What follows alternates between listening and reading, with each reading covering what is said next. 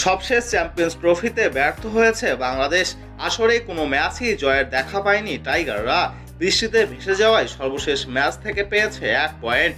আর টুর্নামেন্টটিতে bat হাতে একেবারে ব্যর্থ ছিলেন মুশফিকুর রহিম। এক ম্যাচ খেলা মাহমুদুল্লাহ রিয়াদও পাননি রানের দেখা।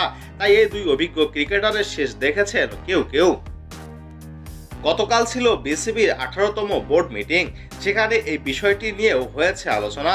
তবে বিসিবি তাদের নিয়ে ঠিক কোনো পরিকল্পনা এগেছে তা ঠিক খোলাসা করেনি নাজমুল আবেদিন ফাহিম।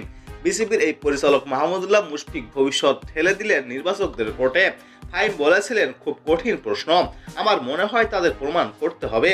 তাদের বয়সের দিক থেকে বলি, তাদের ফিটনেসের দিক থেকে বলি, তাদের পারফরমেন্স দিক থেকে বলি, এটা আমার কল না, এটা নির্বাচকদের কল। আমার মন্তব্য করাটা ঠিক না, কিন্তু খেলাটা সহজ হবে না।